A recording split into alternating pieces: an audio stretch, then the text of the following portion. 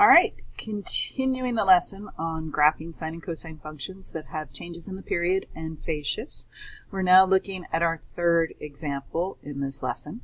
So we are going to look at graphing g of x equals 2/3 times the sine of x minus pi halves. And so really the only parameter that is unseen here is our k parameter, which would be understood to be a 0, like a plus 0 being here.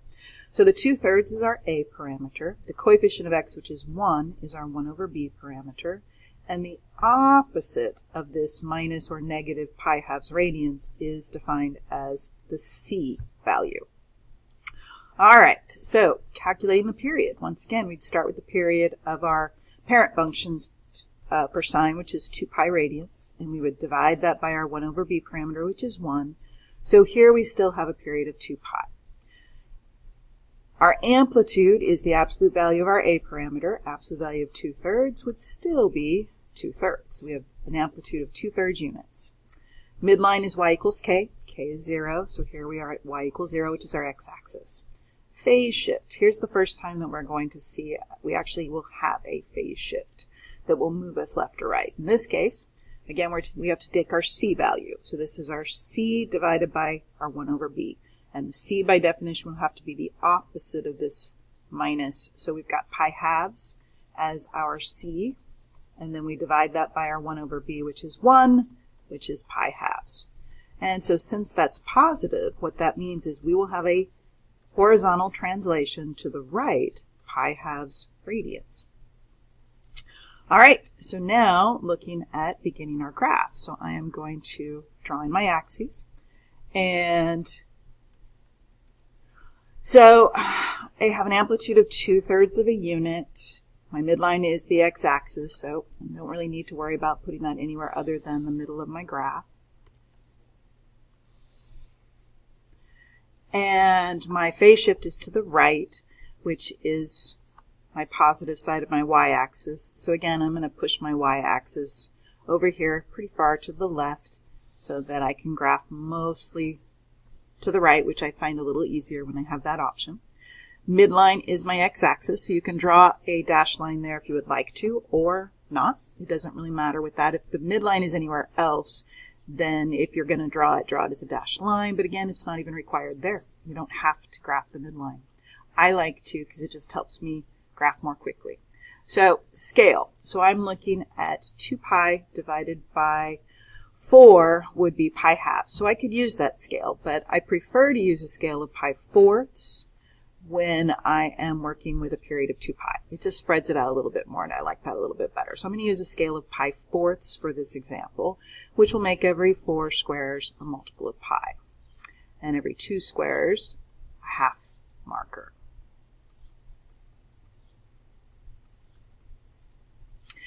And again, you can put in the halves if you choose, or just be aware of what they represent.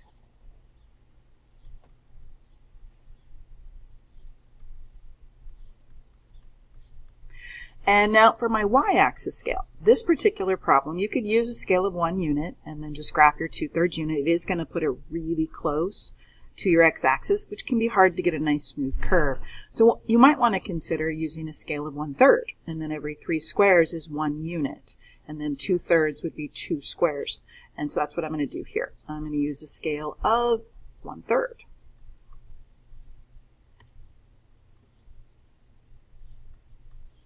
All right, so now beginning graphing the points. So I'm graphing a sine function. Sine, remember, we've learned starts at 0, 0.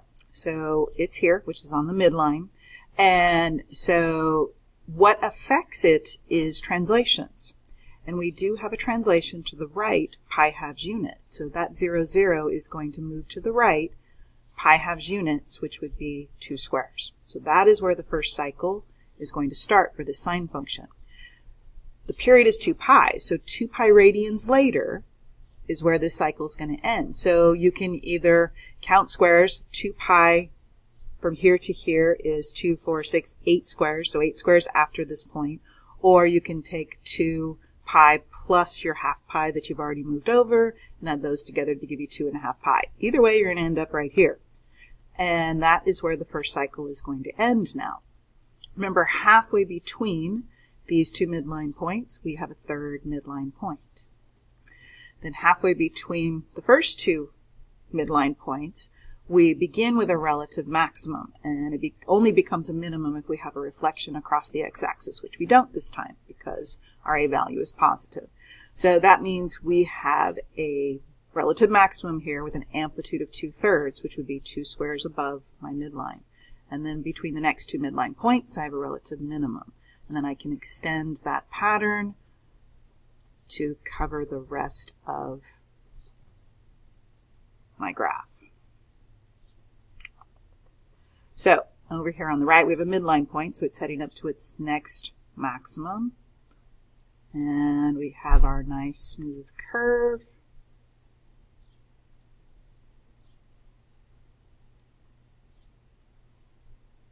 And then this is a relative minimum, so we show it turning around and heading back up towards the midline.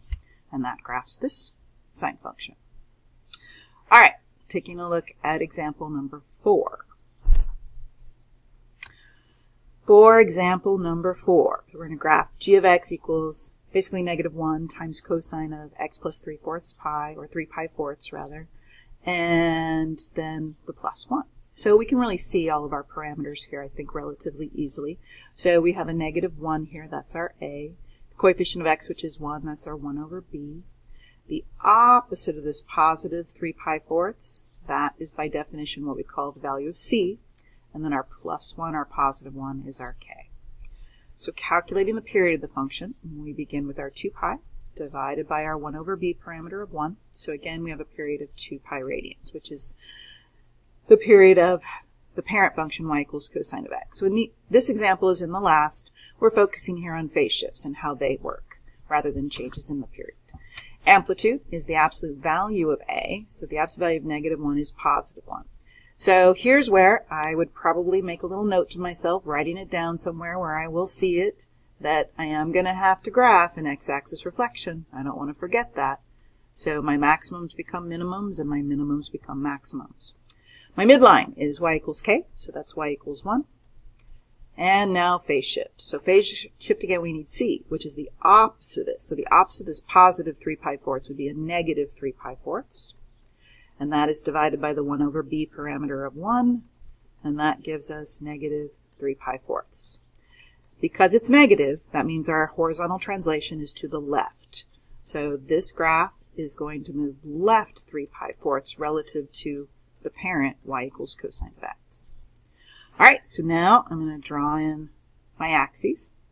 So this time my amplitude's rather small, and my midline is y equals 1, so I'm moving up 1 unit, but that's not really a big deal. So I can put my axis, my x-axis, in the middle again, relative. And now here's where I have to be aware. My phase shift is to the left. So I need to make sure I have room to move to the left so I can actually graph this as quickly and easily as possible. And again, I would use the pi fourths scale because I'm looking at 2 pi, so I like to use pi fourths, and pi fourths is a factor of 3 pi fourths, so that will work very nicely.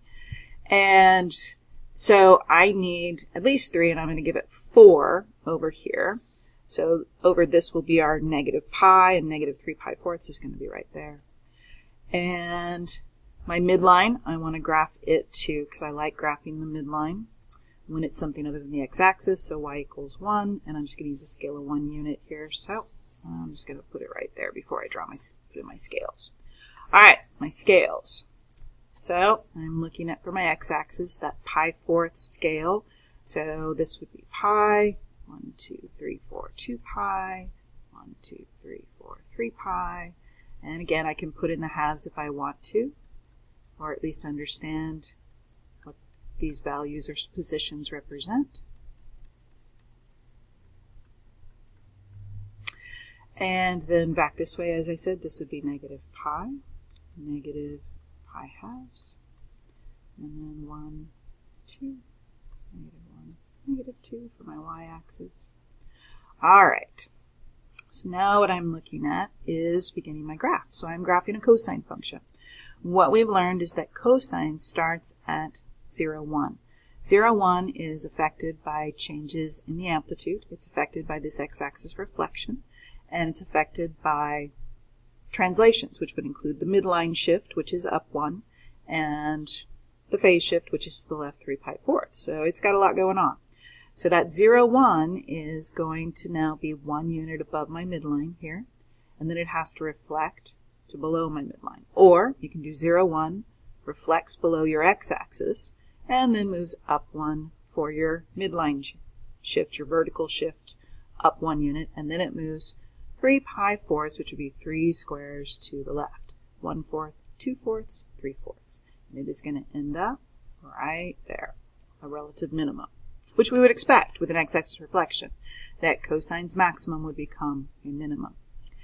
And then the period is 2 pi radians, so 2 pi radians later, which again would be 2, 4, 6, 8 squares, I'm going to have another point that's a relative minimum. So 2, 4, 6, 8, that puts me right here. For cosine, remember, halfway between those two relative minimums, we have a relative maximum. So that would be 4 squares over and 1 unit above, because our amplitude is 1. And then halfway between each relative minimum and the maximum, we have a midline point. So we have a midline point there and a midline point there, and then we can extend that pattern to the rest of our graph. This is a relative minimum over here on the left, so I show it heading to its midline.